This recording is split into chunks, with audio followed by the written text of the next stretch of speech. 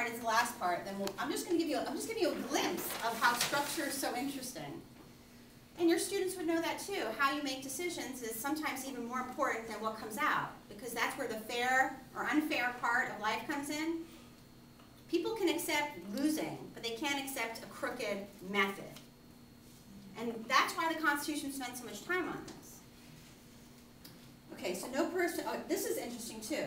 Immediately after they shall be assembled in consequence of the first election, the senators, there are only 26 senators the first time. They shall be divided as equally as may be into 3 classes. The seats of the senators of the first class shall be vacated at the expiration of the second year, of the second class at the expiration of the 4th year, and the third class at the expiration of the 6th year, so that 1/3 may be chosen every second year.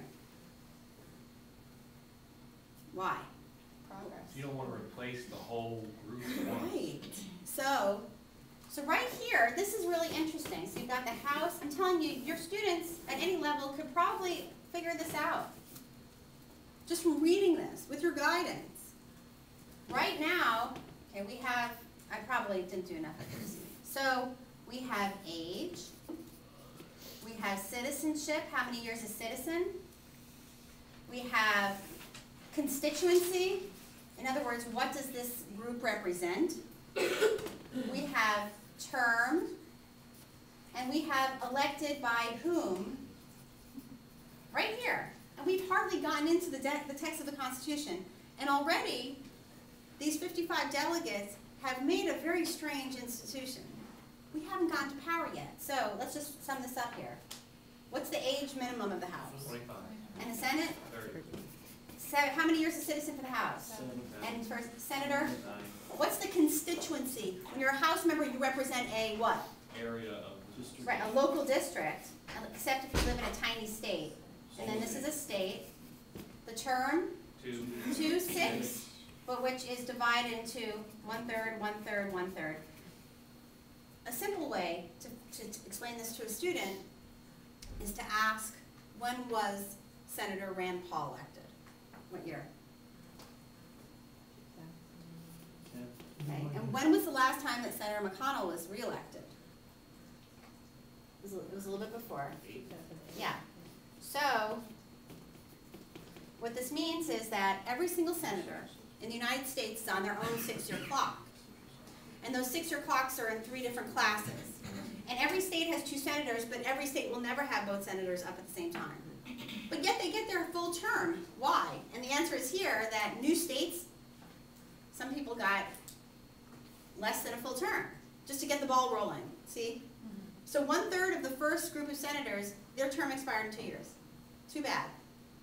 One third expired in 4 years, and 1/3 expired in 6 years. And as new states came on, they got, now it all works fine.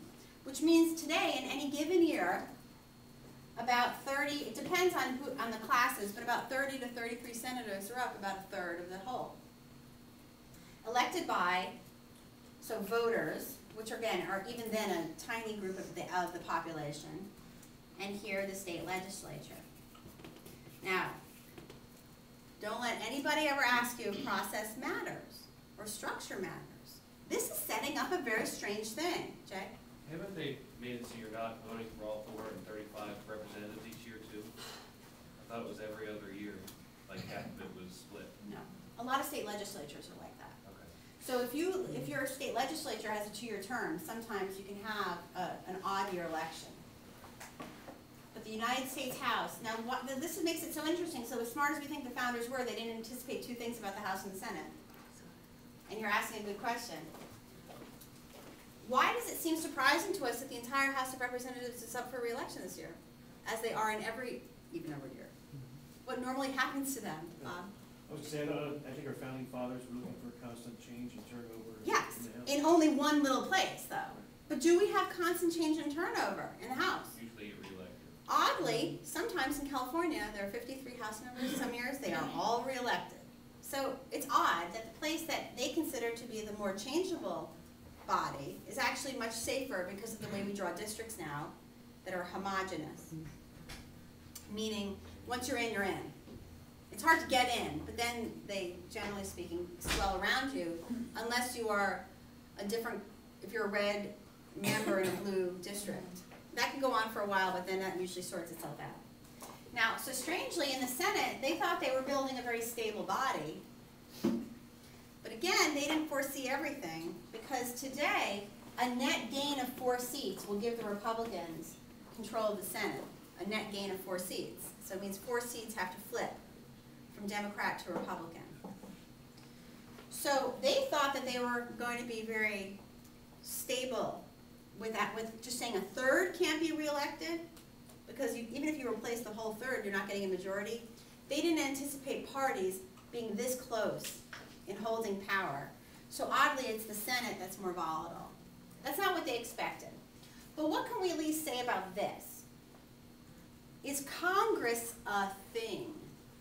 Or is it 2 very different chambers that were designed to be beholden to different views on different timetables with different characters? What do you think the difference in age is here? To your students, 25 might as well be 80, I understand that. But you were once 25, you were once 30, maybe some of you aren't there yet, but what do you anticipate will happen here? Why would they bother?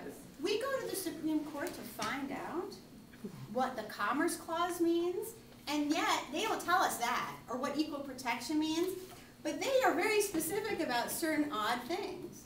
Who cares? Why this? Why this number? Why did they say 25? We never have constitutional conflicts over this, because it's there. But they put it there, so there must be a reason. What's the reason here? And to be, let's just be honest, let's be president, you have to be 35, citizen. Natural. Yes, you have to be a natural born citizen, and you have a longer citizenship. You can actually be born here, live abroad, come back.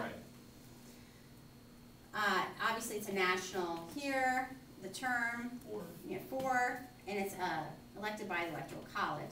So here you get a sense of the progression. And for the court, do they give an age minimum? Nope. No. No citizenship requirement. No citizenship requirement. You don't even have to have a law degree. I mean, there's hardly any requirement at all. So what do we know here? What are they trying to do to these institutions? By their structure, they're trying to give them some kind of character. Hot-headed, locally elected, turmoil, a bit more steady, distinguished, removed. And the president, of course, is supposed to be closer to the Senate in some ways than the House, but he doesn't act that way always. I'm saying any president. They actually want to please voters, and they're beholden to them in their mind. So this is just a quick example. Now,